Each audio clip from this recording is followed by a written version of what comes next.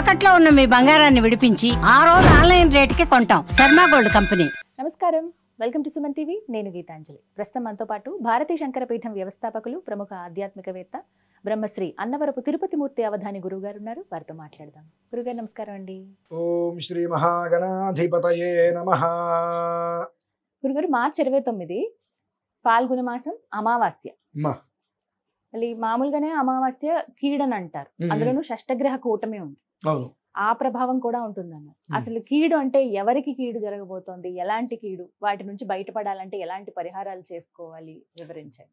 ఓం యత్తే దేవా అదధర్భాగధేయమమావాస్యే సంవసంతో మహిత్వా సా నో యజ్ఞం పిపురుహి విశ్వవారే రయిన్నో ధేహి సుభగే సువీరం.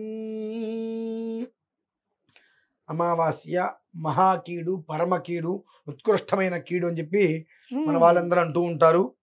అలాగే ఆ రోజు నాడు ఏదైనా ప్రయోగాలు లాంటివి ఉంటే ఉపసంహారం చేసుకోవడానికి కొంతమంది ప్రయత్నం చేస్తూ కొన్ని ప్రయోగాలు చేయడానికి చాలా సిద్ధపడుతూ ఉంటారు. చేతబల్లటువంటి చేయడానికి ఎక్కువగా ఆ రోజుని నిర్ణయించుకుంటూ ఉంటారు.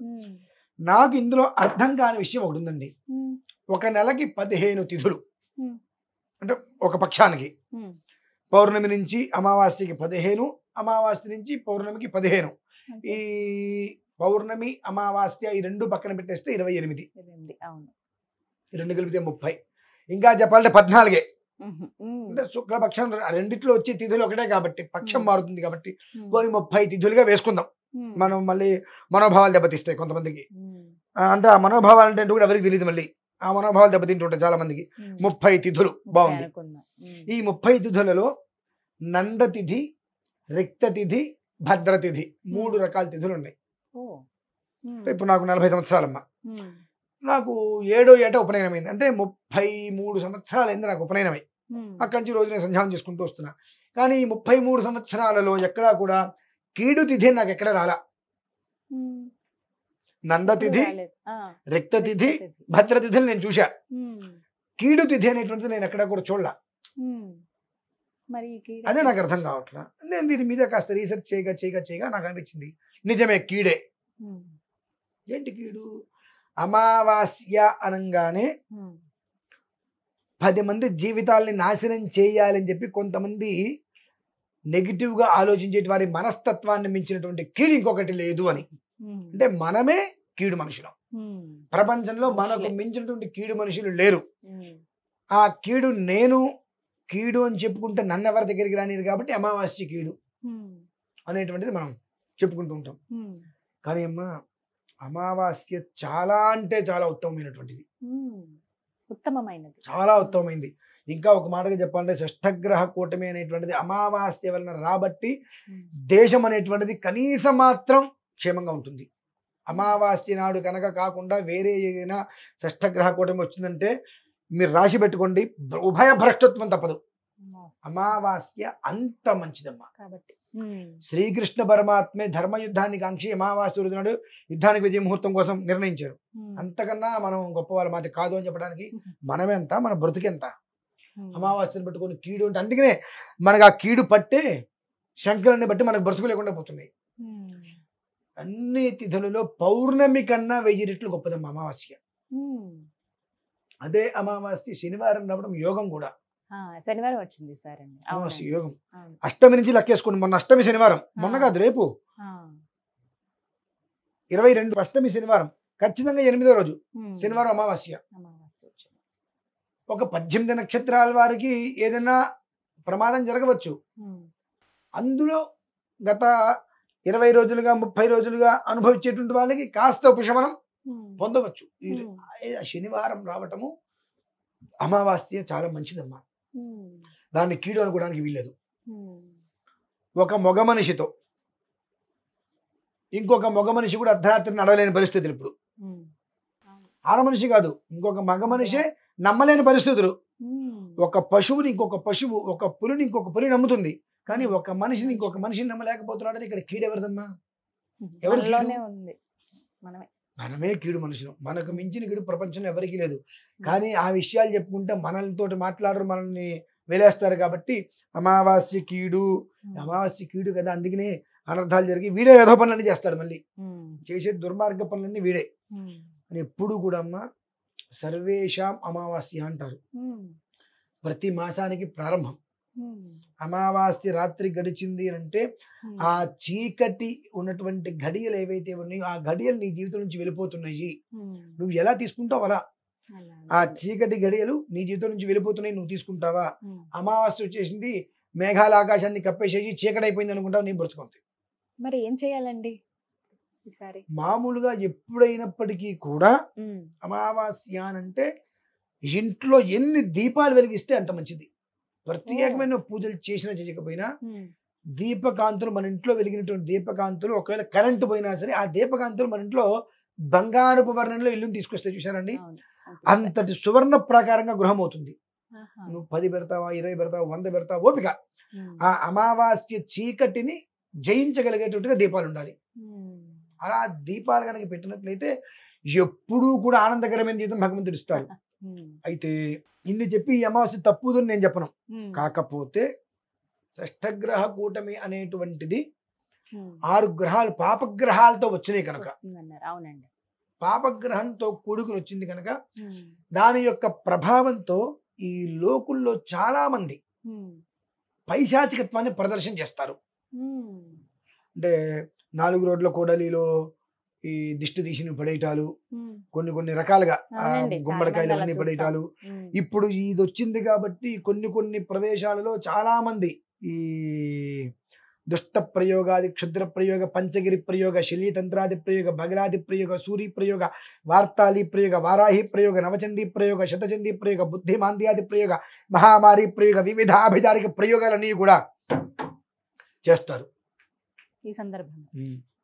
ఎందువల్లనంటే మరలా ఇటువంటిది ఇంత తొందరగా రాదు కాబట్టి ఎన్నో రకాల జీవాలని హింసలు చేసి ఆ రక్తంతో తర్పణ చేసి క్షుద్రాలకి ఏదో తంత్రశక్తిని సాధించుకోవాలి, అందరినీ కూడా వశం చేసుకోవాలి, వశీకరణ చేసుకోవాలి, మన గుప్పెట్లో పెట్టుకోవాలని కొన్ని ప్రయత్నాలతో ఇవన్నీ జరిపిస్తూ ఉంటారు. దాని యొక్క ప్రభావాలు ఏవి కూడా మన యొక్క పరిసరాలని కూడా తగలకుండా ఉండేందుకే ఇన్నిసార్లు ఇన్ని వివరాలుగా అక్కడికి వెళ్ళండి, కామాఖ్య అమ్మవారి దగ్గరికి వెళ్ళండి, ఈ అమావాస్య రాత్రి అక్కడ నిద్ర చేయండి. రాత్రికి ఉదయానికి 2 చోట్ల ఉంది అమావాస్య. 28 రాత్రి వచ్చింది, 29 ఉదయం. సూర్యోదయానికి రాత్రి ఉన్నదే సాధారణంగా అమావాస్య లెక్కిస్తారు కదండి. తంత్రశక్తికి రాత్రి, మంత్రశక్తికి ఉదయం. కాబట్టి ఇప్పుడు రాత్రి ఉంది, ఉదయం ఉంది, సూర్యోదయానికి ఉంది కనుక ఈ దుర్మార్గమైనటువంటి లక్షణం కలిగినటువంటి మనుషులు, విచిత్రం తెలుసా అండి, ఈ దుర్మార్గమైన మనుషులు మెల్లో ఇన్ని రకాల తాయితులు కట్టుకొని మంచి చుట్టూ తిరగరు. నార్మల్ గా గొలుసు వేసుకుంటారు, చూస్తే చాలా ఉత్తమంలాగా కనిపిస్తున్నాడు అన్నట్టుగానే ఉంటారు. వాళ్ళు కొన్ని శక్తులు సంపాదించి మాట్లాడుతూ ఏదో రకాల మాట్లాడుతూ కూడా మనిషి మీద ప్రయోగాలు చేస్తారమ్మా. నేను చూసా. అటువంటి ప్రయోగాల నుంచి కనీస మాత్రం ఉపసంహారం కోసమే ఆ రాత్రి అక్కడ నిద్ర చేయమంటున్నా. అంటే మీరు పూజ చేసుకున్నా చేసుకోకపోయినా అక్కడికి వచ్చారు కాబట్టి అది కూడా చేసుకుందాం అనుకోవడం ఇంకా ధర్మం కాదండి. మేము కనీసం నిద్ర చేసుకుంటామన్నా సరే కనీసం, కానీ ఆ రాత్రి అక్కడ నిద్ర చేసుకోవటం వలన ఇప్పుడు చెప్పే కొన్ని ఏవి సకల దుష్ట ప్రయోగ, క్షుద్ర ప్రయోగ, పంచగిరి ప్రయోగ, శల్యతంత్రాది ప్రయోగ, బగలాది ప్రయోగ, సూరి ప్రయోగ, వార్తాళి ప్రయోగ, వారాహి ప్రయోగ, నవచండీ ప్రయోగ, శతచండీ ప్రయోగ, బుద్ధిమాంద్యాది ప్రయోగ, మహామారి ప్రయోగ, వివిధ ఆభిచారిక ప్రయోగ, శనిపాత, అష్టాదశ పక్షవాత ప్రయోగ, గురుబాధ, వృశ్చిక తంత్ర, సర్పతంత్ర, శరభతంత్ర, నారికేల తంత్ర, నానావిధ అన్న పాన భక్ష్య భోజన మిశ్రితాది విషాది ప్రయోగాలు, 28 నక్షత్రాలు ఏవైతే ఉంటాయో అలాగే 27 రకాల ప్రయోగాలమ్మా ఇవి. ఈ ప్రయోగాలన్నీ కూడా చేసేటువంటి వాళ్ళు ఉద్యుక్తులు అవుతారు. రేపు అష్టమి నుంచి మొదలు పెడతారు వాళ్ళంతా కూడా. అష్టమి నుంచి మొదలు పెడతారు ఇక వీళ్ళు మొదలు పెట్టుకోవటాలు. ఈ యొక్క తంత్ర విద్యల్ని అనేక రకాలుగా దుష్ట సంహారంగా, అంటే దుష్ట సంహారము అంటే వాళ్ళ దృష్టిలో దుష్టులు అంటే మనం దుష్టులం, మన దృష్టిలో దుష్టులు అంటే వాళ్ళు క్షుద్ర ప్రయోగాలు చేసేవాళ్ళు మంచి వాళ్ళు కాదు. వాళ్ళ దృష్టిలో దుష్టులు అంటే ఎవరు? మనం. దేవతలకి రాక్షసులు, రాక్షసులకి రాక్షసులు దేవతలు అన్నట్టుగా వాళ్ళు రేపు అష్టమి నుంచి దాని యొక్క ప్రయోగాలు మొదలుపెట్టి చేస్తూ ఉంటారు. కనుక ఇన్ని 27 ప్రయోగాలు ఉన్నాయి మొత్తం. ఈ 27 ప్రయోగాలు వీళ్ళు మనలా కాదండి. ఒక పూట ఏదైనా తినేసేసి ఓపిక లేదు షేపాకి చేస్తా అంటానికి పూర్తి పూర్తిగా దాని మీద వాటి మీదే ఉంటారంట కదండి. చచ్చినా పర్లేదు నేనేం తినను అన్నట్టుగా కూర్చుంటారు వాళ్ళు. తాంత్రికానికి అదే ఉపయోగిస్తుంది. మన వాళ్ళు అట్లా కాదు, ఒక 5 నిమిషాలు చేసి కాసేపు బాగా చేస్తారే, ఓకే నీరసంగా ఉందిగా కాసేపు పక్కన కూర్చున్నామా లేదు, ఫోన్ పోనీ 5 నిమిషాలు ఓపిక లేదు, 5 నిమిషాలు పక్కన కూర్చోట్లా, ఇంకా వెళ్ళి వేరే వేరే యాక్టివిటీస్ చేస్తున్నాం. కాబట్టి మనం ఏం చేసినా ఇలానే ఉంటున్నాం. ఈ రేపటి నుంచి ఆ ఒక 28 రకాల ప్రయోగాలు అనేటువంటి వాళ్ళు ఈ అమావాస్యను దృష్టిలో పెట్టుకొని ఎంత శుభకరమైనదో, ఎంత యోగ్యకరమైనదో అంత అశుభంగా, అంత అయోగ్యంగా దాన్ని వృద్ధి చెందించారు అమావాస్య అనగానే. అన్ని రకాల ప్రయోగాలు అన్ని రకాలుగా అన్ని చోట్ల చేస్తూ ఉంటారు. కాబట్టి దాని నుంచి మనల్ని మనం రక్షించుకోవడానికి ఒక నిద్ర అయినా అక్కడ చేయండి. కామాక్షి అమ్మవారి దగ్గర కనీసం మీరు పూజ చేయొద్దు, పునస్కారం చేయొద్దు, పోని మీకు అది ఏదైనా ఖర్చు అవుతుంది అని చెప్పేది నిజమో అబద్ధమో, ఎందుకు మనం ఖర్చు పెట్టుకోవాలి, ఓకే మంచిది శుభం. కనీసం మాత్రం ఒక నిద్ర చేసినా ఆ 15-20% బయటపడతారమ్మా. అందులో పాల్గొని అది కూడా మీరు పూర్తి చేసుకోగలిగితే 45% బయటపడతారు. నిద్ర చేసినా కనీసం నిద్ర 15-20% బయటపడతారమ్మా. అదైనా ఉపశమనమేగా, ఏదైనా అంతే. అంత గొప్పదమ్మా. దాన్ని మన వాళ్ళు కీడు కీడు కీడు కీడు అని చెప్పి మనకు మించిన కీడు యావత్ ప్రపంచంలో చెప్పండి. ఇది అడగబోతున్నా అంటే అక్కడ దాకా రాలేని వాళ్ళు అదే పాల్గొన అమావాస్యకి ఏం చేయొచ్చు? ఇళ్ల దగ్గర ఉన్న వాళ్ళు ఒక మాట చెప్తా. మీకు ఇంటర్వ్యూ వచ్చింది, జాబ్ వచ్చింది, ఢిల్లీ వెళ్తారుగా, వెళ్ళరా? ఖచ్చితంగా ఎక్కడికైనా వెళ్తారుగా. అంటే జీవం అవసరం వేరు, జీవితం అవసరం వేరండి. ఢిల్లీలో జాబ్ కోసం వెళ్తారు మీరు, కానీ ఇక్కడ మీకు ఏదైనా సమస్య వచ్చింది అంటే ఇంకో జాబ్ అయినా వెతుకుంటాను పరిగెత్తుకుంటూ మన పిల్లల కోసం ఇంకో దానికోసం వచ్చేస్తాంగా. ఇది జీవం. ఆ జీవం అనేటువంటిది ఉన్నప్పుడు జీవితం ఎలానే వెళ్తుంది. అయితే గర్భవతులు వృద్ధాప్యంలో వచ్చి ఒకవేళ కదలలేని వారి ఉన్నట్లయితే వారి అనుమతి తీసుకొని వారి పిల్లలు రావచ్చు. వారి యొక్క అనుమతి తీసుకొని వారి పిల్లలు రావచ్చు. రెండవ పక్షం ఏంటంటే గోశాల ఎక్కడైనా ఉంటే గోశాలలో నిద్ర చేయటం లేదు, కనీసం గోధూళి ఇంటికి తెచ్చుకొని ఆ గోధూళి పక్కన పెట్టుకొని కనీసం నిద్ర చేయడం అనేటువంటిది ఇంచుమించు అటువంటి ఒక ఫలితాన్ని అది ఇస్తుందమ్మా. అంటే గోధూళికి అంత శక్తి ఉందండి. గోశాలకి వెళ్ళి అడగాల్సిన అవసరం ఉంది. ఆవు తిరిగి మట్టి తెచ్చుకొని ఇంట్లో పెట్టుకున్నా, ఆ ధూళి పక్కన పెట్టుకుని పడుకున్నా అంతటి శక్తి ఇస్తుందమ్మా మనకి. అంటే ఎట్లా ఇది శరీరం శుష్కించి ఏమాత్రం పరిస్థితి ఉన్నప్పటికీ కూడా నేను వెళ్ళగలను, నాకు ఆ పరిస్థితి లేదు కాబట్టి నేను అనారోగ్యంతో అనేక కదలలేని పరిస్థితి రీత్యా నేను వెళ్ళలేనుకున్న వారికి ఇది ఉపశమనం. అదండి పరిస్థితి. ఈ విధంగా ఆ రోజున సాధ్యమైన వాళ్ళు వెళ్ళటమే శ్రేయోదాయకం. కామాఖ్య వెళ్ళండి, లేకపోతే గనక ఇళ్ల దగ్గర ఈ విధంగా పాటించండి. ఈ కనీసం గోధూళి తెచ్చుకొని చక్కగా దగ్గర పెట్టుకొని ఆ రాత్రి నిద్ర చేసుకోగలిగితే చాలా శ్రేయదాయకం.